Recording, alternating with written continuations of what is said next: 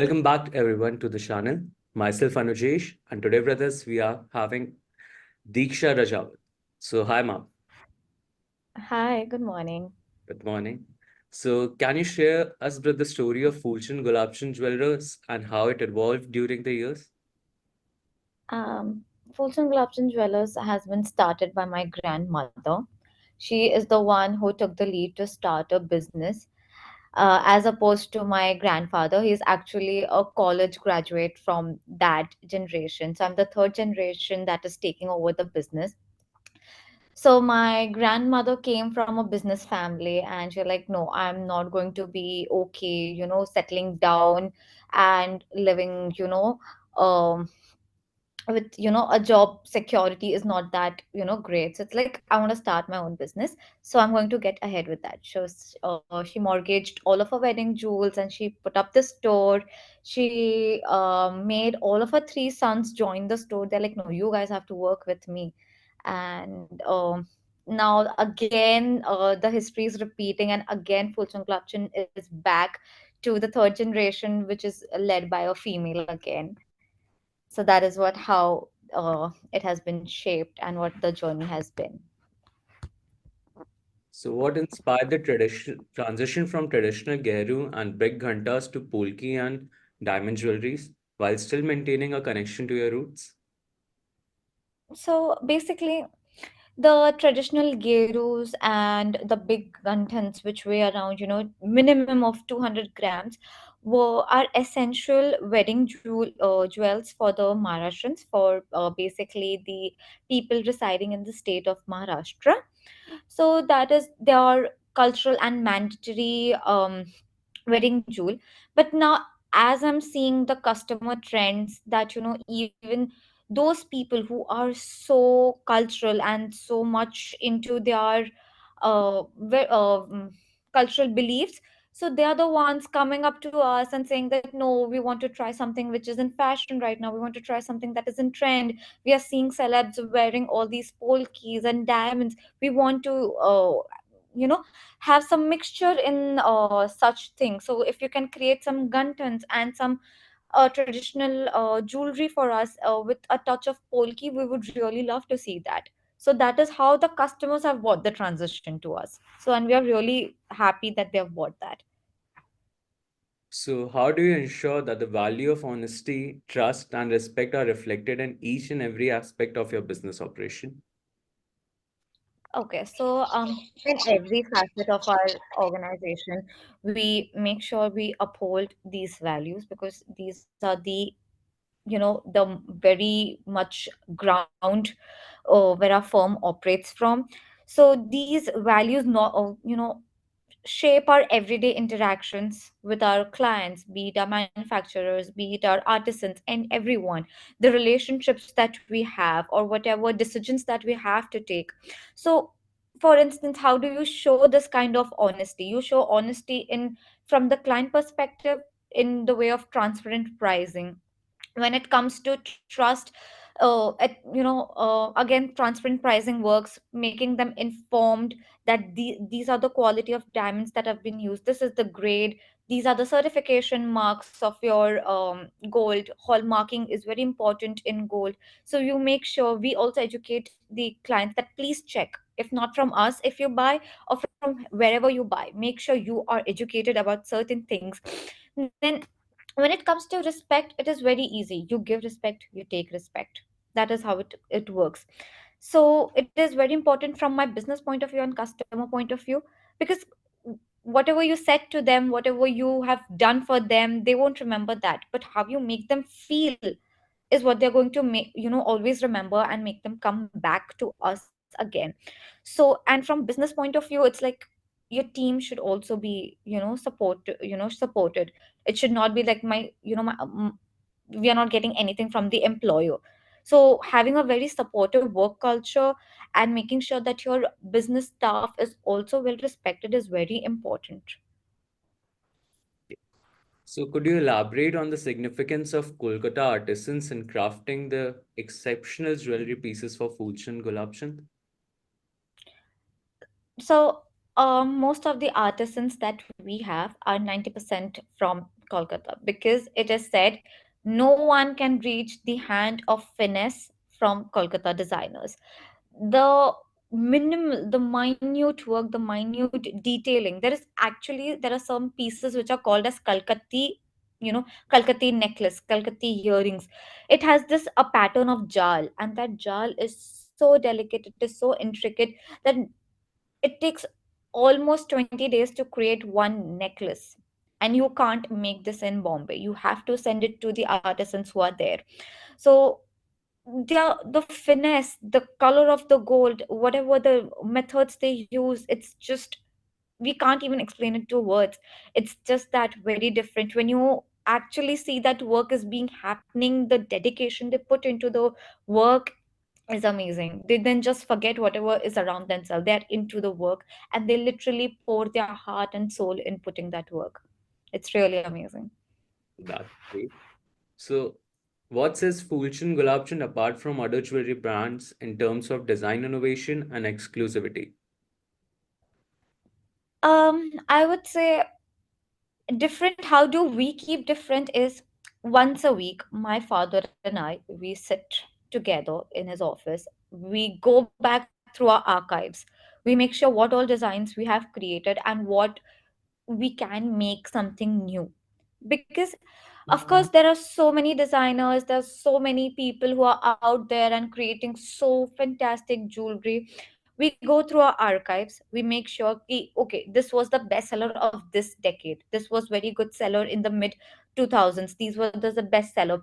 We make sure that we try and make some combinations with them. So my father and I have this brainstorming session once a week, and we'll bring that, just the statement piece, and make sure you give some very modern touch with help of gemstones, with help of some, diamond linings, with help some of polki or some mina work. And we make sure oh, okay, is this working with the clients, this is not working with the clients. So it's all how you try. And this also helps us bring that, okay, this is our bestseller, we are reintroducing it again. Is it creating an impact for our loyal customers? Are they even remembering that? So when that recall value they have, it's really nice. Okay, that, we have seen this, oh, this was very good at that point, and we are glad you have introduced it now again. So that is what the feedback we actually work upon, and that is how, I guess, we bring our exclusivity. So, as a woman-led business, how do you navigate and thrive in an industry that has historically been male-dominated? This is I would like to say that being a woman, being actually a 20-year-old woman in the industry, the proportion of struggle that I have to go through as compared to the other, if I compare other 22-year-old male, is significantly more for me. It's like, oh, she is saying something, but she has the backup of her father. No, but where I am coming from, what I am trying to convey is I am here to be something of an independent voice. I don't want that if I am giving one command, you go back and, make sure it's true or not. So having that kind of support, and there were times I was not being taken seriously, to be honest, and that really pinches you when you're just thinking for the benefit of the firm, when you know what is going outside in the modern world. Because not everyone has that kind of exposure. If you see these artisans, they are illiterates, they are very creative, that is their forte, but they don't know how the world is going so fast now, and you just can't be stuck in a place where you were. So I am there in the world, I am seeing what's happening, how the world is changing so fast. So if I want to bring that fast paced things and make sure that we do some things, that are different from the others, there are times that it just, falls on deaf ears. So being a woman, and especially at this age, of course there are many women in the jewelry sector, but they come, from my exposure, what I think, they come from the designing point of view. They don't come from the point of view that I'm coming. I come from the point of view where I have to look after the finances of the firm, I have to look after the accounting of the firm, I have to look after the purchase decisions of the firm. So that becomes a more of a, business administration point of view. When it comes from a designing point of view, it's okay, you can be creative, they have the liberty to be creative, and that's where women excel. So yeah, so it was a bit of a struggle, and it is still a struggle, yes. So I hope you do well in your future. So could you tell us Yeah. more about your visions of establishing the first Fulchand Gulabchand boutique, specializing in Mangal Sutras, and how do you plan to achieve this goal? Okay, so this was again a past something that I would like to share is we were called as House of Mangal Sutras, like before, from the era of, I guess, in the mid 2000s, 2005. We were actually called the House of Mangal Sutra. Like, people were so sure, customers were so sure, from 1 gram to 500 grams, all ranges of Mangal Sutras are going to be found in this shop. So it's that I have heard all these stories from all of my team members, from my grandmother, from my father, that we used to be this, we used to have this title because we were the sole manufacturers and used to have these um Mangal Sutras ready with us at any point of time. So I'm like, okay, now with seeing the gold prices rising, making such a big investment also becomes a bit, you have to think like 300, too many times before, you make and you keep the piece ready, and what if it doesn't get sold out? It's a loss on your part. So you have to keep those things also in your mind. But I would love to bring that title back, so I'm working towards on bringing that title back, that okay, we were the specialized House of Mangalsutra. I want that title back. So I am very sure, so I'm starting that from root. I'm going, it's okay, the investment's going to be heavy, but you have to do something. To gain something, you have to put something at risk. So yeah, and if you want to grow and if you want to have that title, you just can't delegate it to people. You cannot delegate growth, it is on you. So yeah, it is on me, and I am going to work towards that. All the best. Thank you. So how do you balance the preservation of tradition with the drive of innovation in jewelry design? Many people see these both terms as opposing forces. I do not see them as opposing forces. I feel they really go hand in hand.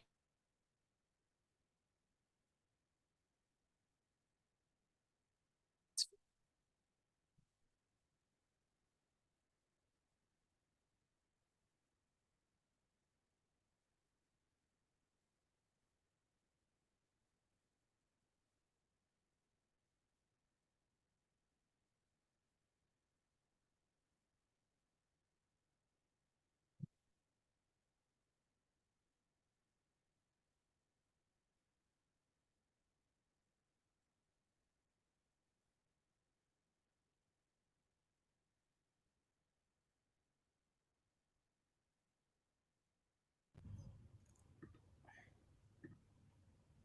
the perfect.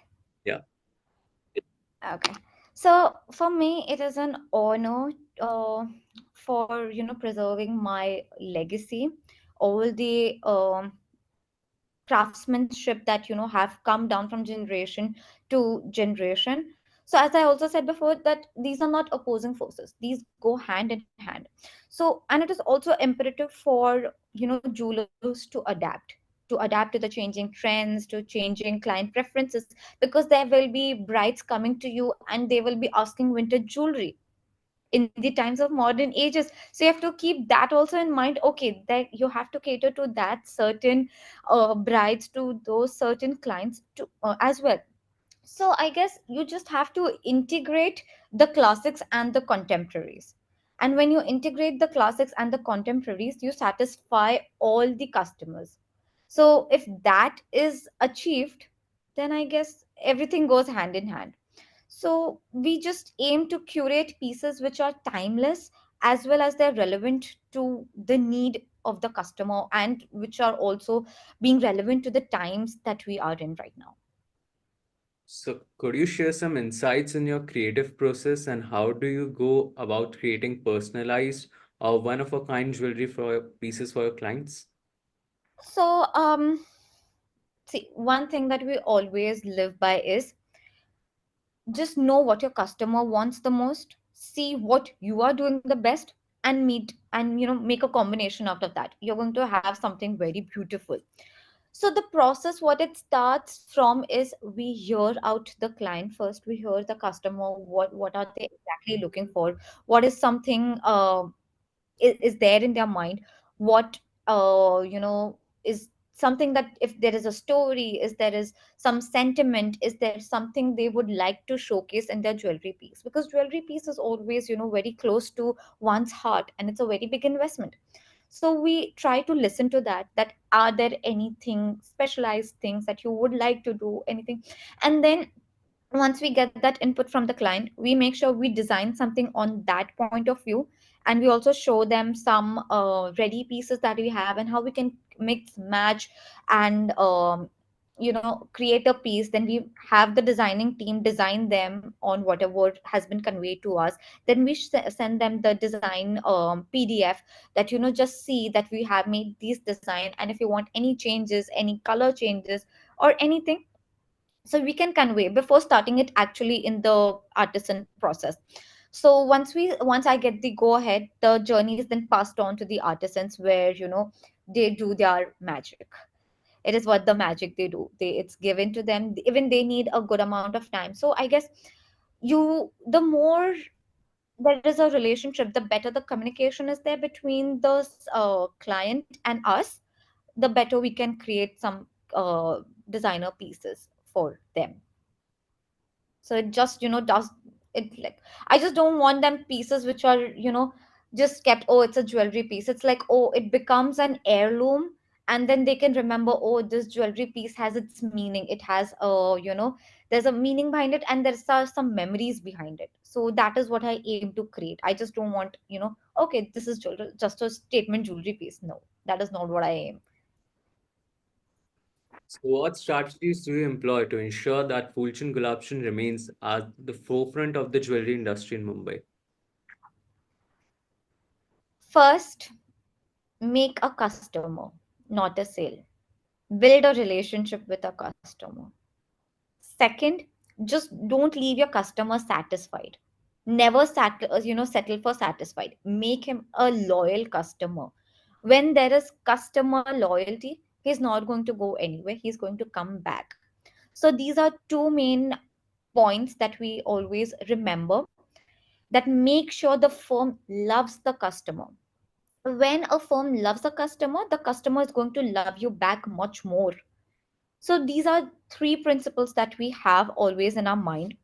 What other strategies we also put is, and it's not most of a strategy, it is like your dedication, your honesty, and your sincerity. If you're honest, dedicated, and sincere with the clients and with everyone, I don't think there are any other reasons that you can't be at top of your game, or you can be at forefront. So, and also, being such a fast paced environment, you have to be, very well attuned with all the trends that are going on. Who is wearing what? There was a trend of diamonds, now there is a trend of colorful diamonds, like citron diamonds, there are pink diamonds, there are aquamarine diamonds. So you have to make sure that you also bring those into the store, and you're not, somewhere behind. Then it also comes that what are going to be the future anticipations. Is there going to be, you can anticipate the future. Are there going to be, the gold prices are going to go up, are they going to go down? How are you going to, the more benefit you think of the customers, that okay, the prices are going to rise up now, if you want to make a purchase, make it right now. So when you think of the benefit of the customers, they really trust you. And if they trust you, they'll bring 10 more clients with them, and you get more of a pool of a trust. And that is what, word of mouth, a positive word of mouth is invaluable. So these are the things that keep you, at the forefront. So, with this, we come to the end of our interview. So, something which you Yes. would like to share with our viewers? What I want to generally share is, many people have given me the backlash that you're just at 22 and you still don't know the world. Yeah, I agree. I still don't know the world. I'm currently in Dubai, and I'm figuring out how the gold market works here. I am trying to get some exposure, that what are the things I can do. So the first thing is, do not focus on the competitor. focus on your customers. That is what I have learned here, and it is a very big learning from me from here. And to never give an excuse whenever you have to work long hours. I work long hours, and it's okay. I absolutely love my work. So if you have love for your work, you're not going to see the ticking time. So be in love with your work, have a very big smile, and focus on your customers. That So, is the future. so once again, thank you, and it was great talking to you. And all the best for your Great. future ambitions. Definitely. Thank you. Thank you so much.